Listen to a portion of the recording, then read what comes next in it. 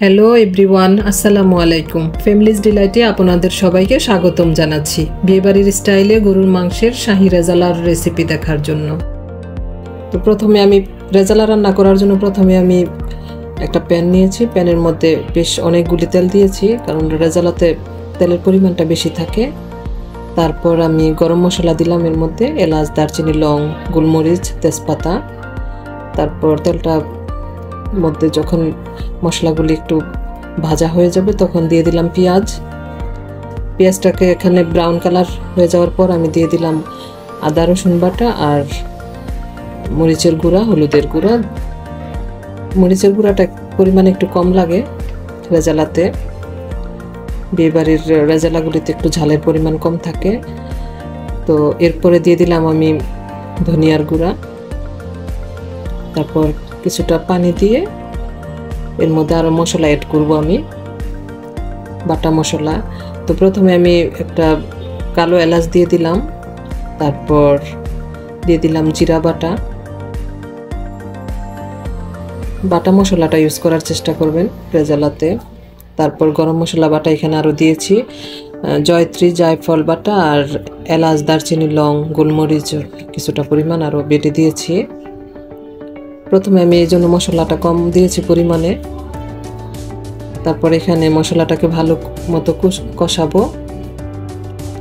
কষিয়ে এই পর্যায়ে আমি আবার দিয়ে দিব বাদাম বাটা। এখানে আমি বাদাম বাটাটা দিতেছি কাঠবাদাম,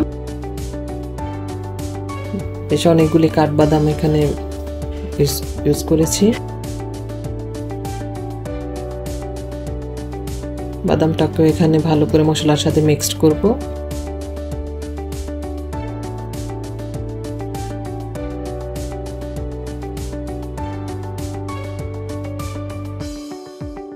এর মধ্যে আবার আমি পরিমাণ মতো লবণ দিয়ে দিলাম।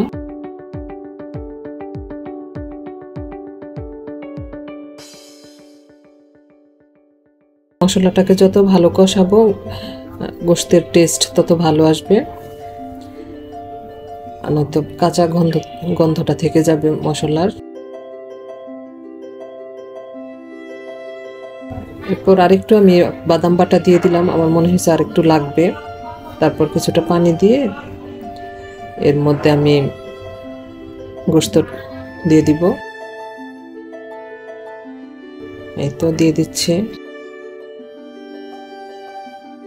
এই তো গোশত দিয়ে তারপর মশলার মধ্যে গোশতগুলি ভালো করে মিক্সড করে আমি তারপর ঢেকে রান্না করব কিছুক্ষণ পর্যন্ত।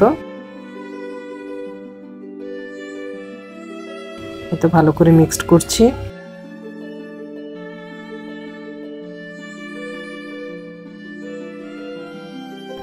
তারপর ঢেকে আমি রান্না করব, প্রায় 5-6 মিনিটের মতো রান্না করব ঢেকে। এখানে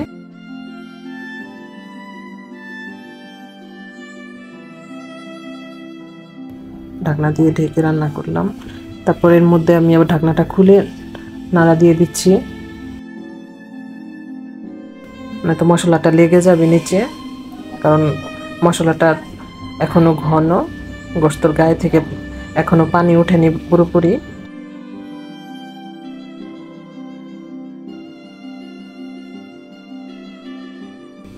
তারপর আবার ঢেকে দিলাম, ঢেকে আরো কয়েক মিনিটের মতো রান্না করব, যতক্ষণ না পর্যন্ত গোশতের গায়ে থেকে পানি না উঠে আসবে। এর মধ্যে আমি খুলে আবার নাড়া দিয়ে দিচ্ছি।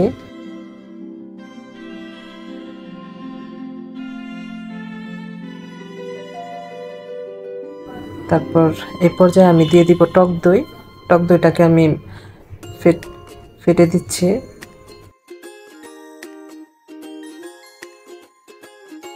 টক দইটা দিয়ে ভালো করে মিক্সড করব।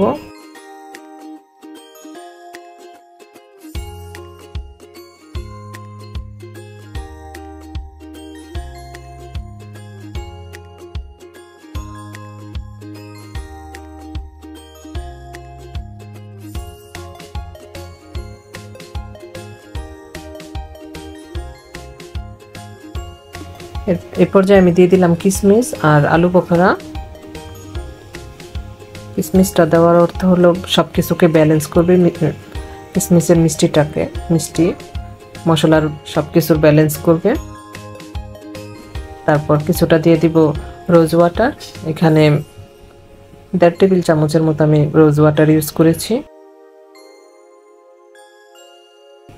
তো দিয়ে দিলাম।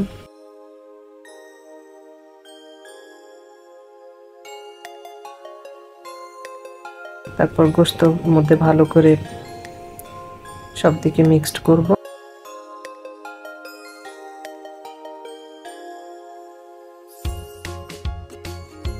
মিক্সড করে ঢেকে আরো কিছুক্ষণ রান্না করব। প্রায় 10 মিনিটের মতো আমি এখানে ঢেকে রান্না করব।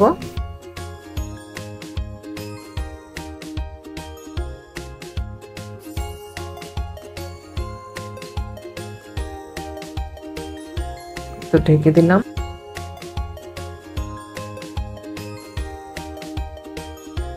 ঢাকনাটা খুলে আমি আবারও নেড়ে দিচ্ছি যাতে তলানিতে লেগে না যায়।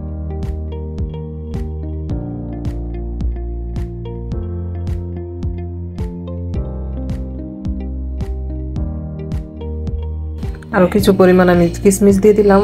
আমি টেস্ট করে দেখেছি, এর মধ্যে দেখি যে কিশমিশটা দিলে আর একটু ভালো লাগবে। তারপর দিয়ে দিলাম ঘন দুধ। এখানে দুধটাকে আমি ঘন করে নিয়েছি। আমি পানি ইউজ করব না, আর এই দুধটাই আমার ঝোলের কাজ করবে। এটা পুরোপুরি সিদ্ধ হওয়ার জন্য দুধ দিয়েছি আমি। 50% সিদ্ধ হয়ে গেছে গোশতটা।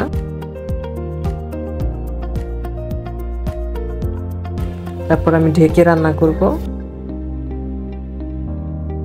10-15 মিনিট পরে আমি আবার ঢাকনাটা খুলে নাড়া দিয়ে দিচ্ছি। গোশতটা প্রায় রান্না কমপ্লিট হয়ে গেছে। তো এই পর্যায়ে আমি কিছুটা কাঁচামরিচ দিয়ে দিচ্ছি। কাঁচামরিচটাকে আমি একটু ভেঙে দিচ্ছি উপরের দিকটা, যাতে ফ্লেভারটা বের হয়। এখানে আমার ঝালের প্রয়োজন নেই, আর এখানে ঝালটা ঠিক মতো আছে।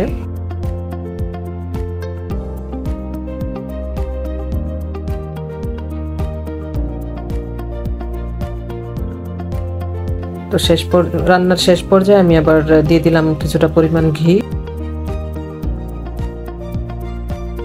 তো ঘিটা দিয়ে সব দিকে আবার মিক্সড করে দিব।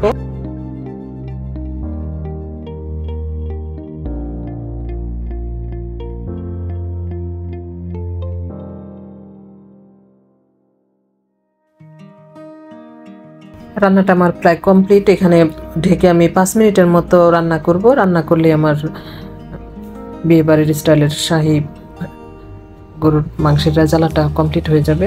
এই তো 5 মিনিট পরে আমি ঢাকনাটা খুলে একটু নাড়া দিয়ে দিচ্ছি। যদি আমার ভিডিওটা আপনাদের ভালো লেগে থাকে তাহলে আমাকে লাইক, কমেন্ট, শেয়ার এবং সাবস্ক্রাইব করতে ভুলবেন না, করার অনুরোধ রইল। তো আমার রান্নাটা কমপ্লিট হয়ে গেছে। এর মধ্যে এই তো আমার রেজালার ফাইনাল লুক। আল্লাহ হাফেজ।